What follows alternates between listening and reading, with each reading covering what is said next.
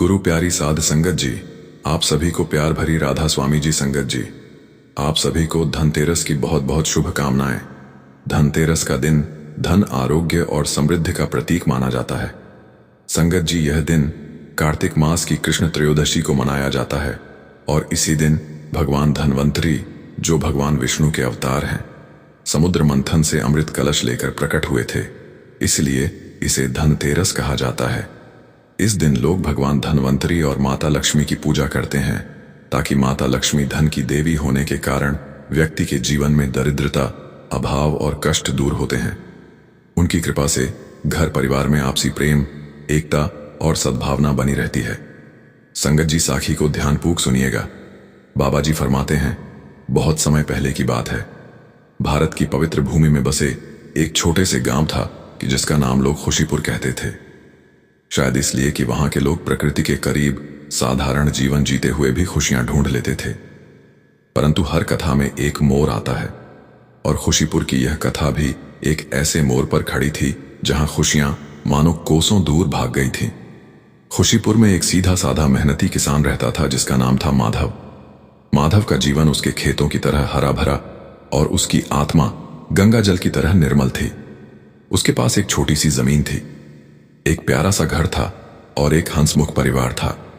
पत्नी और उनकी आंखों का तारा उनकी एकमात्र बेटी राधा। राधा नाम के अनुरूप ही सांवली, सलोनी, मृदुभाषी और इतनी प्यारी थी कि उसे देखकर लगता था मानो साक्षात देवी धरती पर उतर आई हो। उसकी हंसी मिश्री की डली जैसी थी और उसकी आंखें ऐसी कि उनमें जैसे ब्रह्मांड की सारी पवित्रता समाई हुई हो। माधव और उसकी पत्नी ने राधा को भरे लार प्यार से पाला था। जब वह छोटी थी, वह अपने नन्हे कदमों से घर आंगन में घूमती। उसकी पायल की छन छन से घर में रौनक रहती। उसकी माँ उसे गोद में बिठाकर रामचरितमानस की चौपाइयां सुनाती और राधा ध्यान से सुनती, मानो हर शब्द उसके नन्हे हृदय में उतरता जा रहा हो।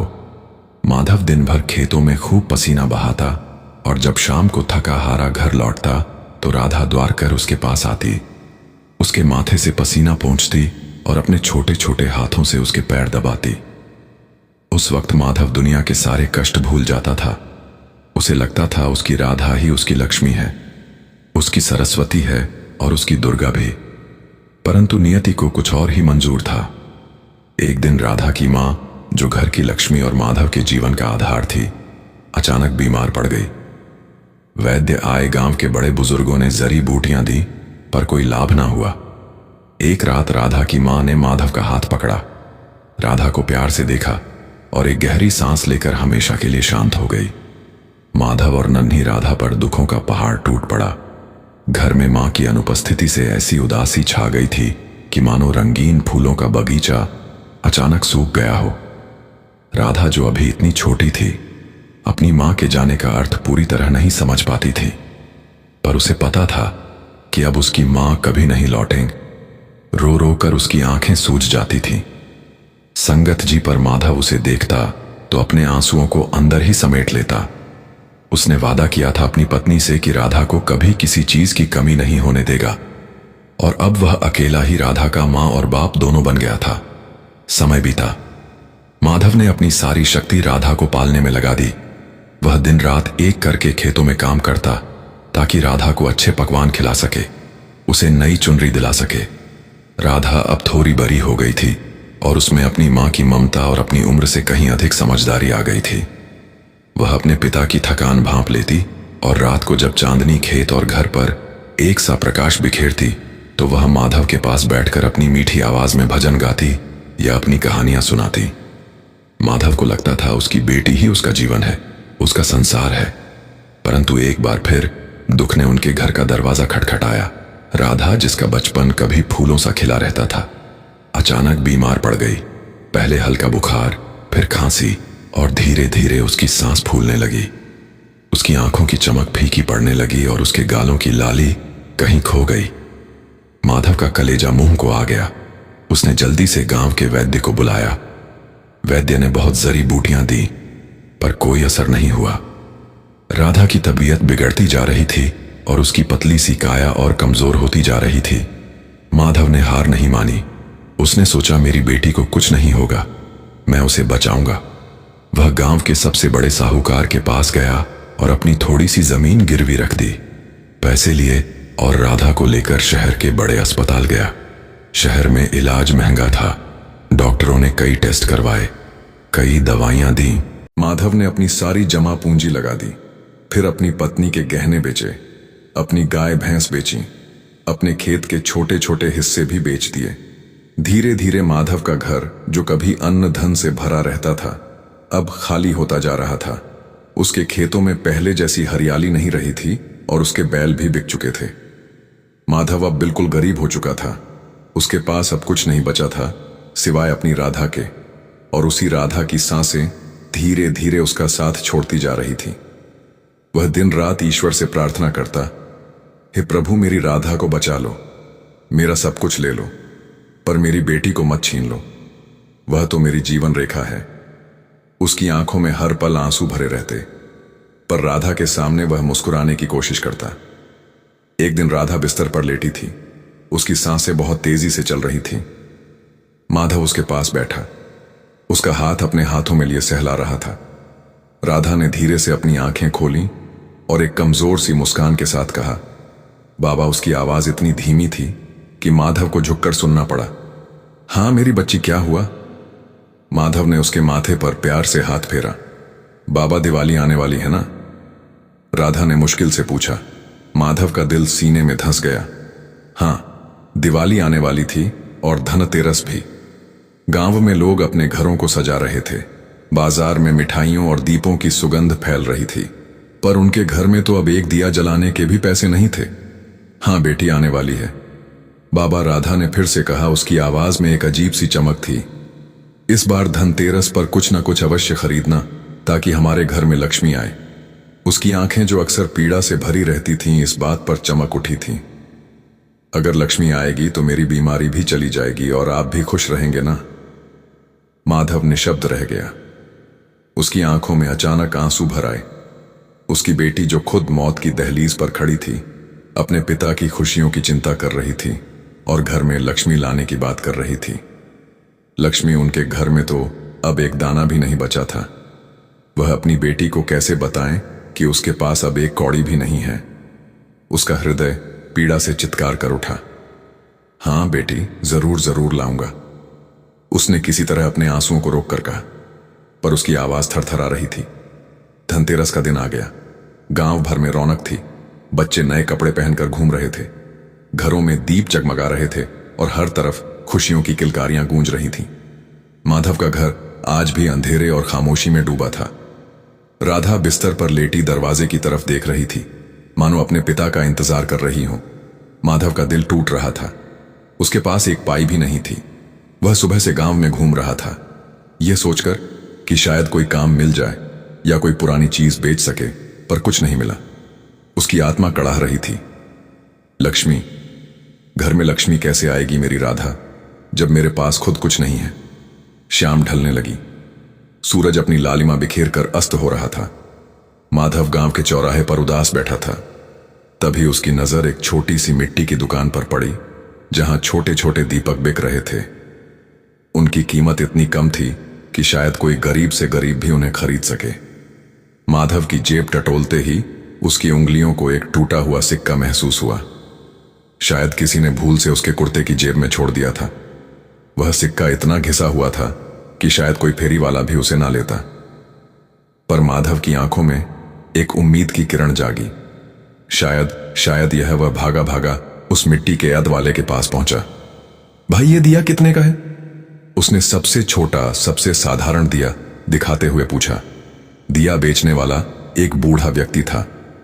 उसने माधव की ओर देखा।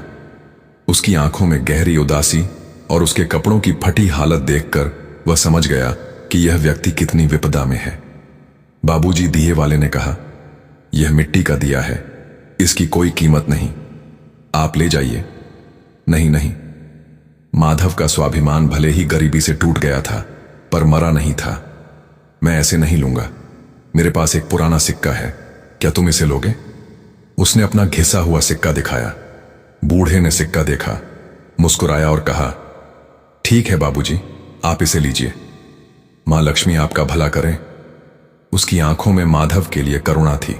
माधव ने उस छोटे से दिए को ऐसे पकड़ा जैसे वह कोई अमूल्य रत्न हो। उसका दिल एक अजीब सी खुशी और दर्द से भर गया था। वह भागा भागा घर पहुंचा। उसके घर में अंधेरा था। केवल राधा के बिस्तर के पास एक छोटी सी खिड़की से आती हल्की चांदनी ही थी। राधा ने जैसे ही दरवाजे पर माधव के कदमों की आहट सुनी, उसकी आंखें चमक उठीं। बाबा आ गए। वह मुस्कुराई। उसकी कमजोर आवाज में भी उत्साह था। माधव राधा के पास आया। उसके चेहरे पर एक नकली मुस्कान लाने की कोशिश करते हुए बोला, हाँ मेरी बेटी, मैं आ गया। उसने अपनी मुट्ठी खोली जिसमें वह छोटा सा मिट्टी का दिया था। देखो राधा, तुम्हारे लिए धनतेरस का तोहफा।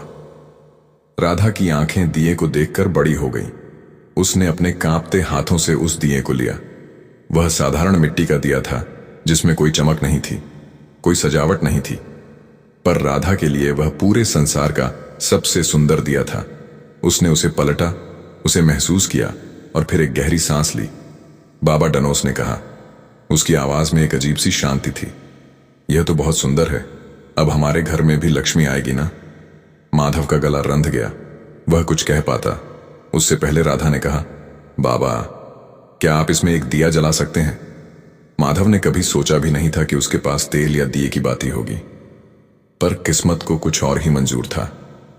उसकी पत्नी ने कभी देवी देवताओं के लिए एक छोटी सी तेल की कुप्पी और कुछ बातियां छुपा कर रखी थी। माधव ने उन्हें ढूंढा। एक छोटी सी बाती और कुछ बूंदे तेल की उस नन्हे दिए में डाली। उसने एक माचिस की तीली जलाई और कांपते हाथों से दिए को रोशन कर दिया। एक छोटी सी लौ जगमगा उठी। उस अंधेरे उदास घर में वह नन्ही लौ ऐसी लग रही थी जैसे किसी अंधेरी रात में एक छोटा सा तारा चमक रहा हो। राधा की आंखों में वह लौ प्रतिबिंबित हुई और उसके चेहरे पर एक अद्भुत शांति और खुशी छा गई। उसने दिए को अपने पास अपने तकिए के पास रखा। अब मेरे घर में भी रोशनी है, राधा ने मुस्कुराते हुए कहा। उसकी मुस्कान इतनी पवित्र और निश्चल थी कि माधव की आत्मा तक कुछ छू गई। लक्ष्मी आ गई ना बाबा? हाँ मेरी बच्ची, माधव ने रोते हुए कहा। लक्ष्मी आ गई। मेरी राधा ही मेरी लक्ष्मी है। राधा ने दिए की लौ को निहारा। उसका चेहरा उस नन्ही सी रोशनी में दमक रहा था।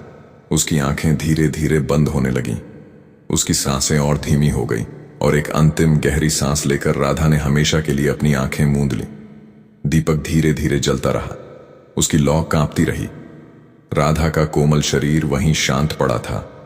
उसके चेहरे पर वही अलौकिक मुस्कान थी जैसे उसने अपने जीवन का सबसे बड़ा सुख पा लिया हो।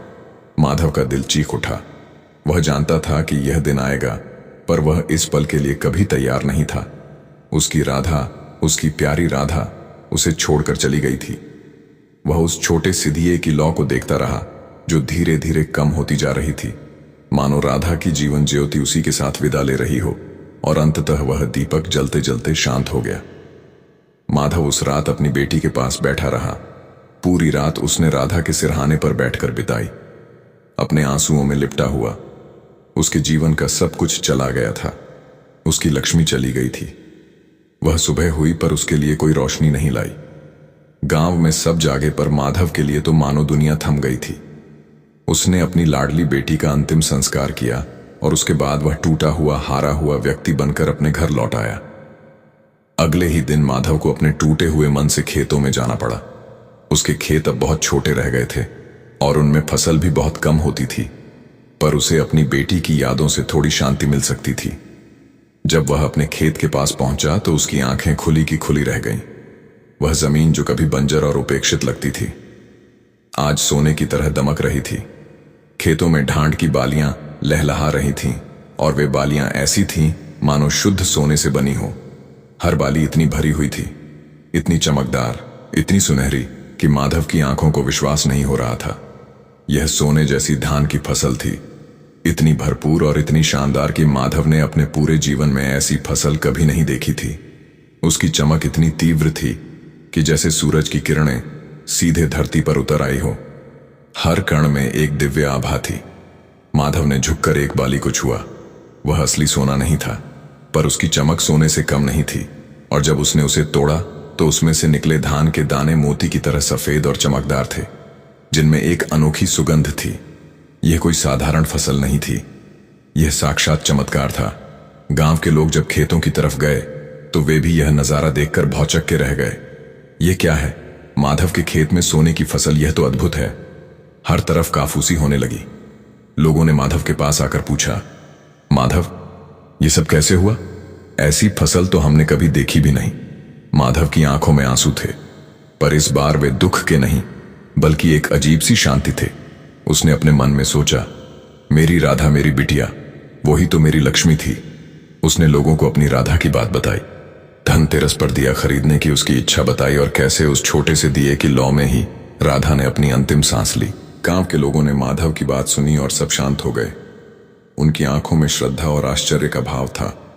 उन्होंने देखा था कैसे माधव ने अपनी बेटी के लिए सब कुछ न्यौछावर कर दिया था, और अब इस सोने जैसी फसल को देखकर उन्हें एक बात समझ आ गई थी। लोग कहते हैं वह बेटी राधा स्वयं लक्ष्मी थी। वह केवल धन की देवी नहीं थी, बल्कि प्रेम, त्याग, विश्वास और शुद्धता की देवी थी। उसने अपने पिता के माध्यम से यह संदेश दिया था कि सच्ची लक्ष्मी केवल धन संपत्ति में नहीं होती, बल्कि निस्वार्थ प्रेम में, अटूट विश्वास में और एक निष्पाप हृदय में निवास करती है। वह एक छोटा सा दिया जो किसी मूल्य का नहीं था। उसने पूरे घर को नहीं बल्कि माधव के जीवन को और पूरे गांव को रोशन कर दिया था। माधव ने उस सोने जैसी धान की फसल से अपने सारे कर्ज चुकाए, अपने खेत वापस खरीदे और अपने घर को वापस खुशियों से भर दिया। पर उसने अपनी राधा को कभी नहीं भुलाया। उसने उसी खेत के पास एक छोटा सा मंदिर बनवाया जहां वह सोने जैसी धान की फसल उगी थी, और उसमें अपनी राधा की एक सुंदर मूर्ति स्थापित की। हर धनतेरस पर वह उस छोटे से मिट्टी के दिए को अपनी बिटिया की मूर्ति के सामने जलाता और उसे याद करता। माधव ने लोगों को बताया कि लक्ष्मी केवल पैसे वाली नहीं होती, लक्ष्मी होती है संतोष में, त्याग में और प्रेम में। उसकी बेटी ने उसे यह सिखाया था। उस दिन से खुशीपुर गांव में लोग धनतेरस पर केवल धन की पूजा नहीं करते थे, बल्कि अपने घरों में एक छोटा सा मिट्टी का दिया जलाते थे और अपने बच्चों को प्यार से देखते थे, क्योंकि उन्हें पता था कि असली लक्ष्मी घरों में नहीं बल्कि पवित्र हृदयों में वास करती है, और वह किसी भी रूप में प्रकट हो सकती है। यहां तक कि एक नन्ही सी बीमार बेटी के रूप में भी, जो अपने पिता के लिए जीवन का सबसे बड़ा पाठ सिखा जाती है। यह साखी केवल धन की नहीं थी, यह बलिदान की थी। यह गरीबी की नहीं है, यह विश्वास की है। यह अंधेरे की नहीं है, यह उस नन्ही सी लौ की है जिसने पूरे जीवन को प्रकाशित कर दिया था। तो संगत, अजी यह साखी आपको कैसी लगी? हमें कमेंट बॉक्स में जरूर बताएं। अगर आप हमारे चैनल पर नए हैं तो हमारे चैनल को लाइक और सब्सक्राइब कर दीजिएगा। राधा स्वामी।